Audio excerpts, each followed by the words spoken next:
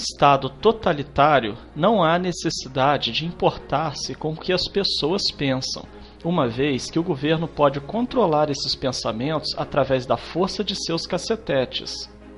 Mas em um estado democrático, onde não se pode controlar as pessoas pela força, há que se controlar o que as pessoas pensam, e para isso utiliza-se de técnicas de manipulação de massa.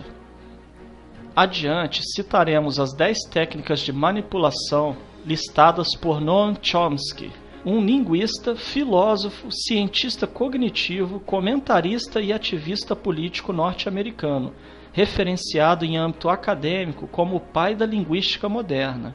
Também é uma das mais renomadas figuras no campo da filosofia analítica. Número 1. A estratégia da distração. O elemento primordial do controle social é a estratégia da distração, que consiste em desviar a atenção do público dos problemas importantes e das mudanças decididas pelas elites políticas e econômicas, mediante a técnica do dilúvio ou inundação de contínuas distrações e de informações insignificantes. A estratégia da distração é igualmente indispensável para impedir ao público de interessar-se pelos conhecimentos essenciais na área de ciência, da economia, da psicologia, da neurobiologia e da cibernética.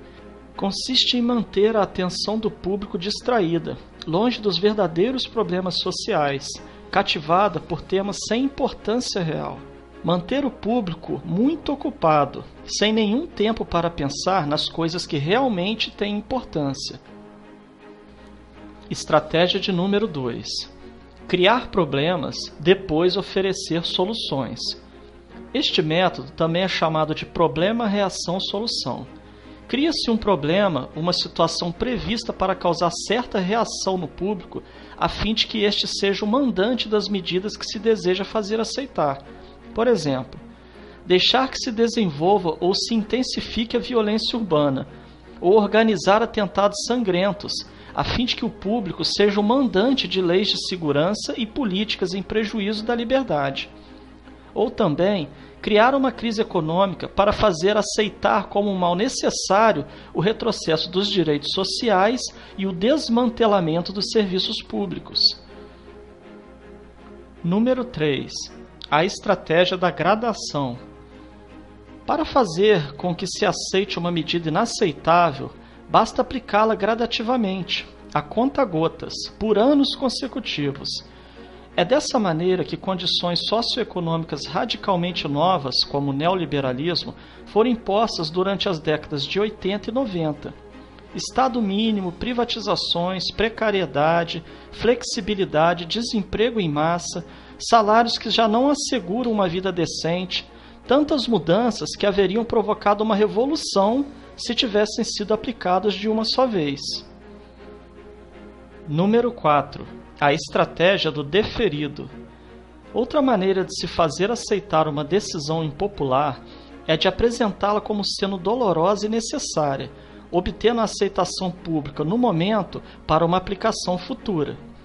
É mais fácil aceitar um sacrifício futuro do que um sacrifício imediato. Primeiro, porque o esforço não é empregado imediatamente. Em seguida, porque o público, a massa, tem sempre a tendência a esperar ingenuamente que tudo irá melhorar amanhã e que o sacrifício exigido poderá ser evitado.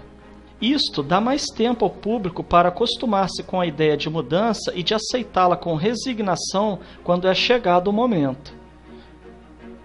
Estratégia número 5. Dirigir-se ao público como crianças de baixa idade. A maioria da publicidade dirigida ao grande público utiliza discurso, argumentos, personagens e entonações particularmente infantis, muitas vezes próximos à debilidade, como se o espectador fosse um menino de baixa idade ou um deficiente mental. Quanto mais se deseja enganar ao espectador, mais se tende a adotar um tom infantilizante. Por quê?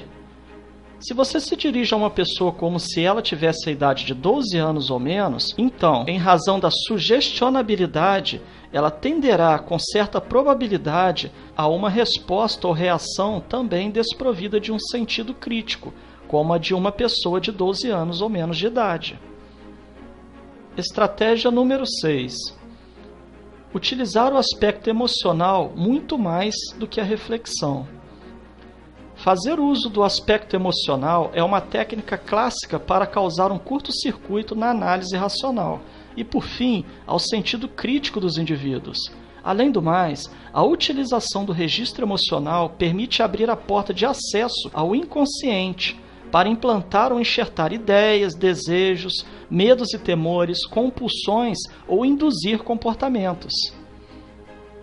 Estratégia de número 7. Manter o público na ignorância e na mediocridade. Consiste em fazer com que o público seja incapaz de compreender as tecnologias e os métodos utilizados para seu controle e sua escravidão. A qualidade da educação dada às classes sociais inferiores deve ser a mais pobre e medíocre possível, de forma que a distância da ignorância que paira entre as classes sociais inferiores e as classes sociais superiores seja e permaneça impossível para o alcance das classes inferiores. Estratégia de número 8. Estimular o público a ser complacente na mediocridade. Consiste em promover o público a achar que é moda o fato de ser estúpido, vulgar e inculto. Estratégia de número 9. Reforçar a revolta pela autoculpabilidade. Fazer o indivíduo acreditar que é somente ele o culpado pela sua própria desgraça, por causa da insuficiência de sua inteligência, de sua capacidade ou de seus esforços. Assim, ao invés de rebelar-se contra o sistema econômico, o indivíduo se autodesvalida e culpa-se, o que gera um estado depressivo do qual um dos seus efeitos é a inibição de sua ação. E sem ação não há revolução. Estratégia de número 10. Conhecer melhor os indivíduos do que eles mesmos se conhecem. No transcorrer dos últimos 50 anos, os avanços acelerados da ciência têm gerado crescente brecha entre os conhecimentos do público e aqueles possuídos e utilizados pelas elites dominantes. Graças à biologia, à neurobiologia e à psicologia aplicada, o sistema tem desfrutado de um conhecimento avançado do ser humano, tanto de forma física como psicologicamente. O sistema tem conseguido conhecer melhor o indivíduo comum do que ele mesmo conhece a si próprio.